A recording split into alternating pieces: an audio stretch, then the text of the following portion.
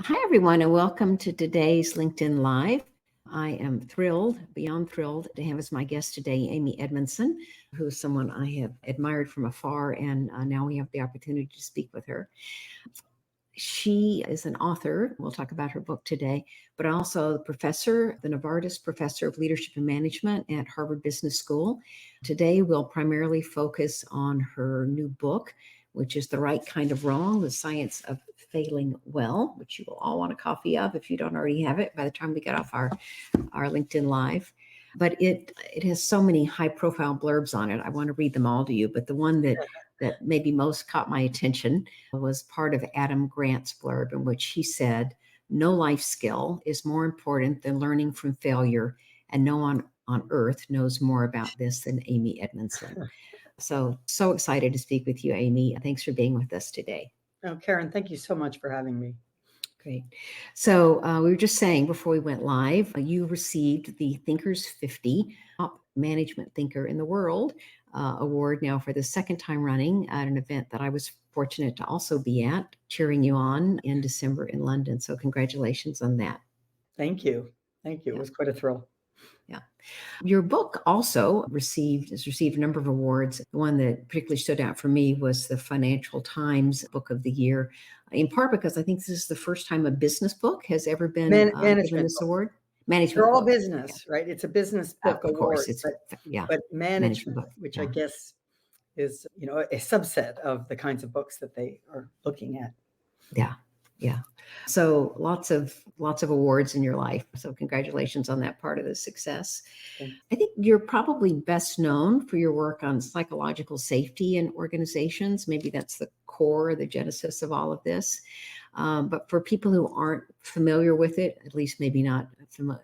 Well, anyway, why don't you give us your definition of what psychological safety is? And I'll preface it by saying the broader umbrella under which I have remained constantly for 30 years is the umbrella of the learning organization, or what it takes to really have organizations that learn, adapt, innovate, thrive. And psychological safety plays an absolutely critical role in that aspiration.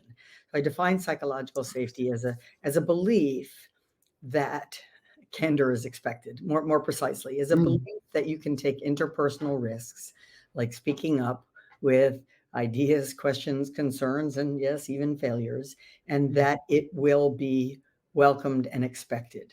Not that it's easy or fun, but that you believe it's expected, it's feasible. It won't lead to humiliation or rejection or worse.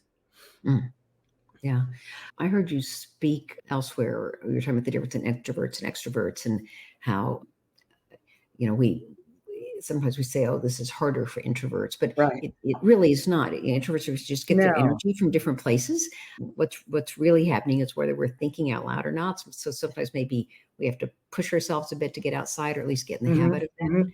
But this idea of it being safe comes from, I think, a different part of our makeup. Be more whether we're curious, how we are in terms of managing our fear of being wrong or failing. I think that's exactly right. I mean, I think the classic understanding of the difference between extroverts and introverts is that introverts recharge sort of alone and without, engaging, if you will, and they can have no less skill at engaging, right? They can be just as interpersonally skilled, maybe even more in some cases, because they're potentially more observant as extroverts, whereas extroverts and being in interpersonal interactions for introverts is energy consuming, whereas for extroverts, it's sort of how they recharge is through thinking aloud, through conversation, and they're maybe less naturally at home in the quiet, private moments. Yeah. However, psychological safety to me has long been about the work and the willingness, when you have something inside your head that you believe could be relevant to the decision, to the execution of the work, to anything related to, the quality of the work, do you say it or not, right? Do you release it or not? Do you wait and see? Do you try to read the room to see whether it's okay? Or do you just go for it? And that's really psychological safety describes an environment where you'd be inclined to go for it.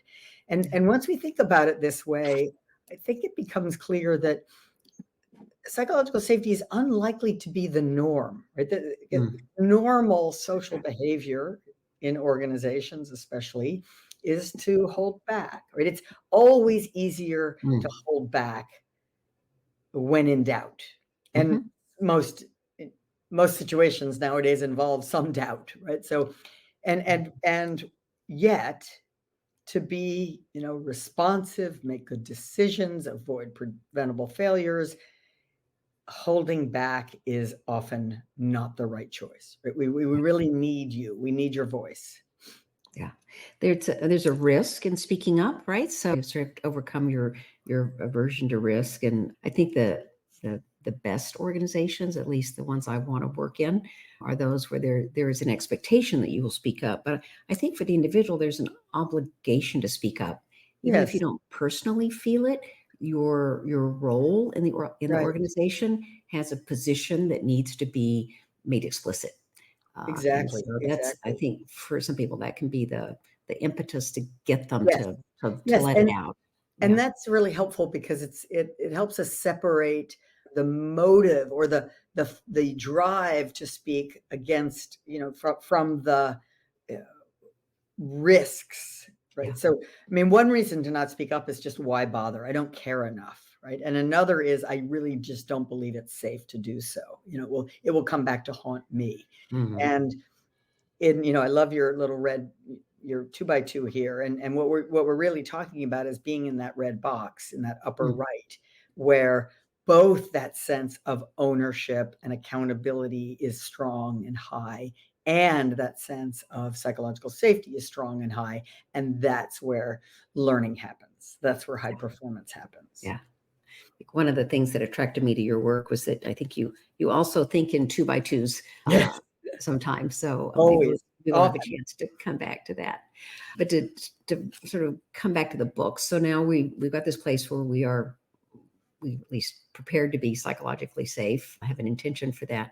And there's failure that happens in organizations. So maybe you could talk just a bit about how this book sort of challenges our conventional thinking about failure and what you mean by sort of the right kind and the wrong kind of failure.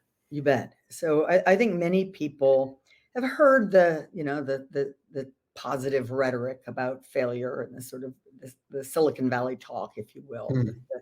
Fail fast, fail often, failure is good, failure parties, all of that. And yet at some deeper level are saying to themselves, yeah, right. Not in the real world, not where I work. We don't actually, celebrate failure, nor should we. Right. And meanwhile, there's sort of another school of thought, which is, failure is not an option, right? We're just going to get everything right. And the point of the book is that both of these camps are woefully incomplete, right? They each have a place and they're each a little simple or overgeneralized. And so the science, if you will, of failing well is about understanding the difference between preventable failures, which we can and should work hard to prevent, and what I'll call intelligent failures, which are the still undesired events, results of thoughtful forays into new territory. Right? So an intelligent failure is, strictly speaking, not preventable because you're in new territory where you really couldn't have known in advance fully what would happen. So you will recognize this as part of experimentation, right? And certainly part of science and part of innovation writ large, right? That there will be forays into new territory that cannot be guaranteed to work. And so, the goal of the book is to give people sort of simple tools and frameworks for distinguishing between the intelligent failure, the right kind of wrong, and the other kinds. The other two kinds that I identify are basic failures, which are single cause failures, just a single in familiar territory, but a single mistake or lapse led to a bad outcome that's otherwise largely preventable. And complex failures, which are the perfect storms, the multi-causal factors, the handful of things coming together in just the wrong way to create a bad outcome. That, again, not always, but often could, with vigilance and speaking up, have been caught and corrected in time to prevent them. So the book is full of, best practices, both for experimenting in thoughtful ways to get the new knowledge we need to make advances in virtually every field, and takes a look at some of the best practices for operating flawlessly where it's absolutely necessary, like passenger air travel or surgical procedures. So many strings there I want to pull on. Maybe I went on too long. I'm sorry. No, not at all. There's a lot to unpack on this topic that I find fascinating. I think maybe the most public, at least for me, failure where I think psychological safety would have prevented was the Challenger disaster, where, for those who aren't familiar, there was an engineer in the room before the Challenger shuttle was launched who said, "This is not directionally correct. We don't know what's going to happen here. There's a good possibility that this is not going to go well in terms of the O-rings." And he was, this is the classic group think, right? He was overridden by louder voices, more hierarchically powerful, who basically told him to sit down and shut up multiple times. Yeah. And so other people didn't speak up because it wasn't safe for them to weigh in with their opinions. It got to the point where Roger Boisjoly did speak up, and then it got to a point where, as you said, he was told to stop, and he stopped. And it, not because he's a bad person, he wasn't. No, because he had enough doubts on his own. I mean, he was worried about the potential for O-ring collapse, if you will, in very cold temperatures, but he didn't have very strong or conclusive data, right? So it's often, and that's what we were talking earlier about doubt. Doubt or uncertainty is such a central part of work today that if you wait until you are rock solid certain that what you have to say is accurate and helpful, it's too late. Right? So, part of this is getting willing to lean into the doubt and say, here's something, right? I'm not 100% sure this is right. And will you take a look at it with me carefully? Like, what do we know? What do we not know?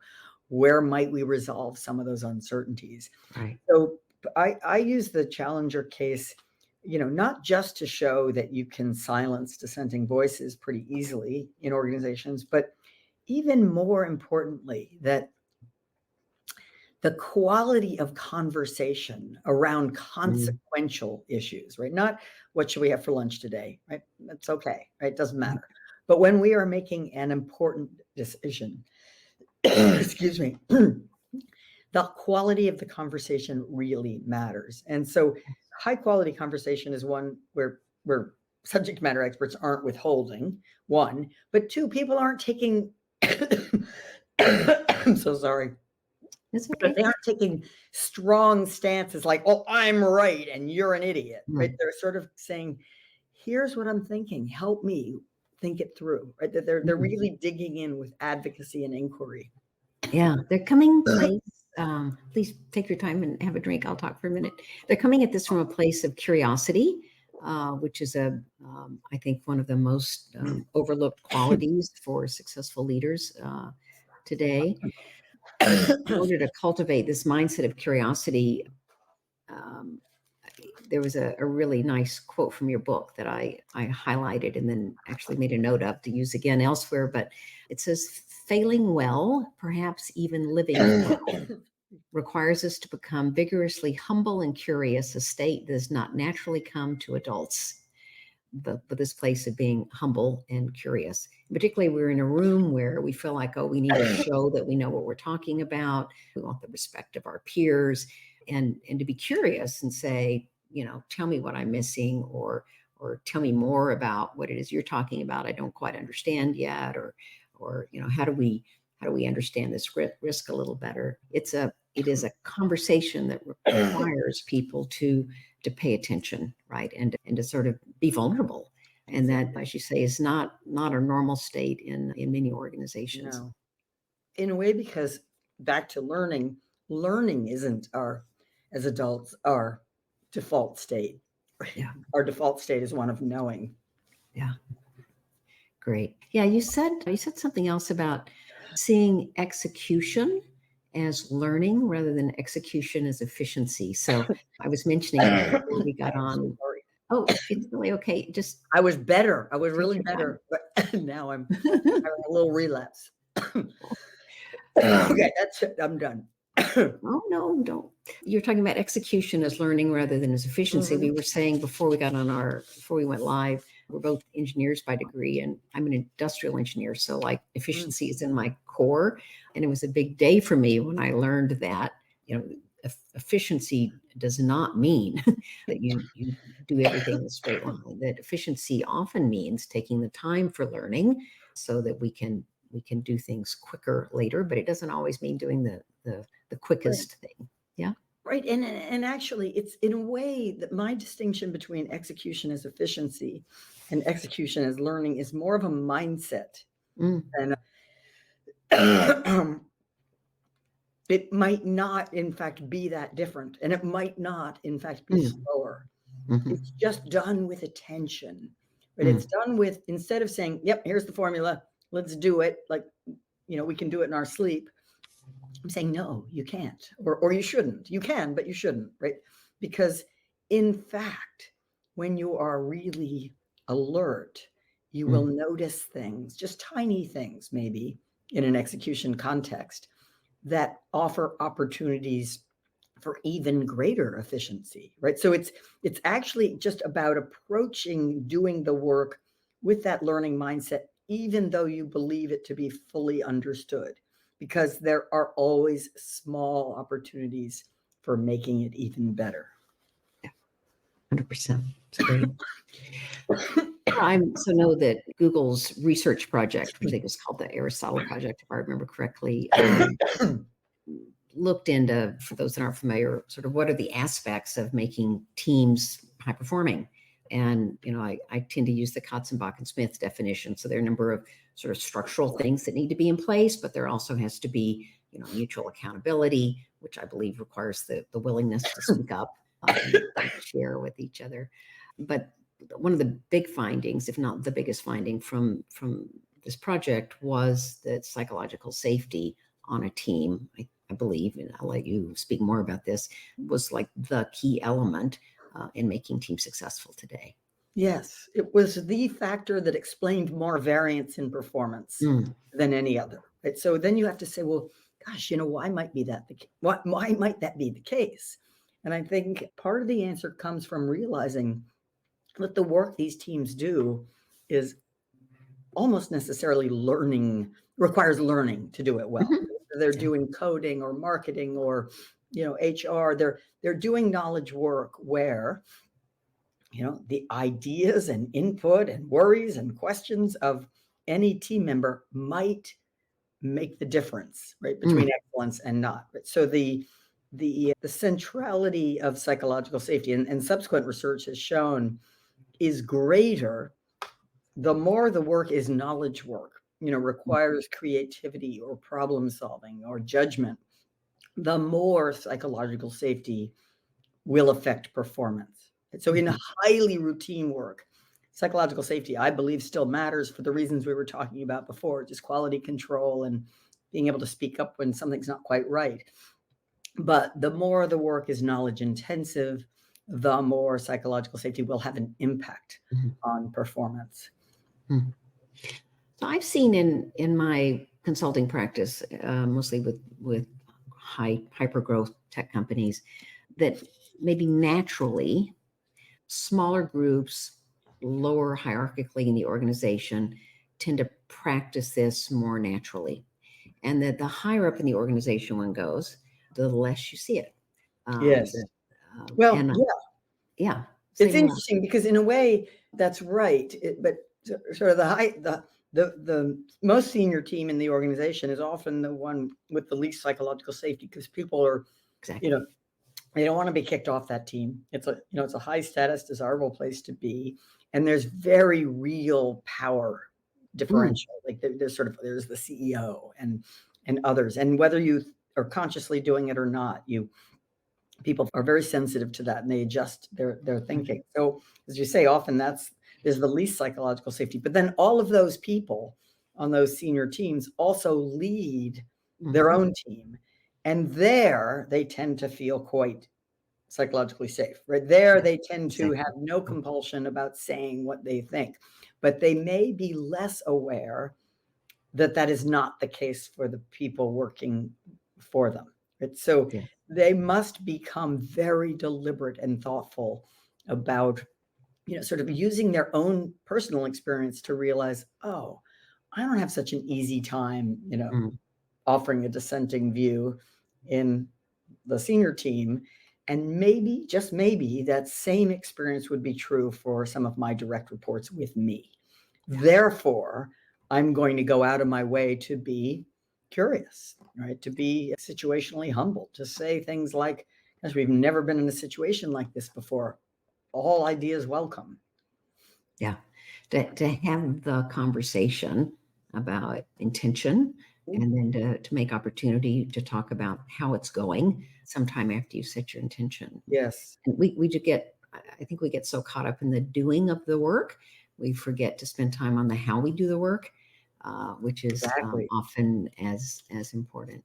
Yes, that's again execution as learning. Like we should be having our meetings not just to get through the checklist or the agenda, but to be constantly aware that there are opportunities for us to do this better. Yeah. What advice or other advice would you, Amy, give to organizations and individuals who want to adopt a more sort of growth-oriented approach, maybe to failure?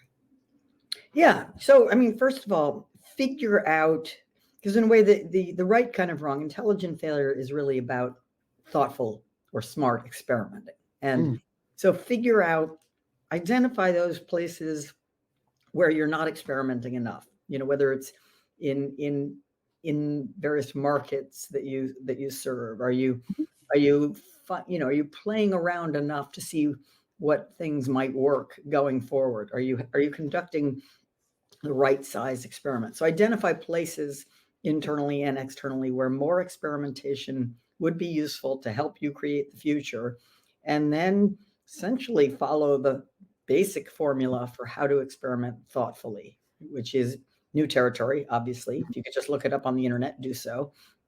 In pursuit of an opportunity, grow the market, get a better product, whatever. And having found out what you can, all right, so you have informed hypotheses. And then finally, experiments should be no bigger than they have to be. Do not take outsized risks, take right-sized risks. Yeah. And if we could just do those things, how much better off we would be. I know that over the past couple of decades, as I've been working with teams and really trying to move towards this sort of high performance mark, teams have changed a lot, right? How organizations work have changed, how long people are on teams, the kind of work they're doing. And for me, I think that's changed what it takes to be successful as a team. I'm curious for your thoughts on, are there sort of either emerging or continuing sort of trends and challenges that you see in the future of work that will require us to embrace failure even more efficiently than we've done in the past? Yeah, I think so. I mean, with greater uncertainty comes greater likelihood of failures, of all kinds. And so part of this is the kind of mindfulness to be aware of the potential for things to go wrong, so that you can catch and correct and speak up about, the kinds of things that actually can be stopped before harm is caused, economic or physical or reputational. And then the other part is just the willingness to experiment more often, right? To kind of realize that uncertainty creates necessary opportunity for experimentation, and take advantage of that. Because again, somewhat like speaking up, where you're in, the natural instinct is to hold back. The same is true for experimentation. The natural inclination is to just not do it, to Yeah. keep doing what you've always been doing. And that works in the short term, but in the long term, of course, does not. It's not. Yeah. Yeah. I think we lull ourselves into thinking sort of the steady state will be Right. okay. And If it there's ain't no broke. such thing. There's no such thing as steady state, right? If No such thing as steady state, exactly. And the idea that nothing fails like success is a kind of a paradoxical but true idea, right? That whatever you're doing now that's working, that's great, and there will come a time where that's no longer going to work. Yeah, Someone that's will have great. come along and done it better. That's great. And I think that's Yeah. a wonderful line. Well, thank you, Amy, so much for joining us today. And I'm just, again, really happy to have spent this time with you. For everyone who's watching or listening, we've been speaking with Amy Edmondson, who's the author of this book, The Right Kind of Wrong, The Science of Failing Well, and is also the Schroders Professor of Leadership and Management at Harvard Business School. Amy, thank you again for being with us, and wishing you and your team at Harvard and your family all the best, and best wishes for the holidays. Thank you.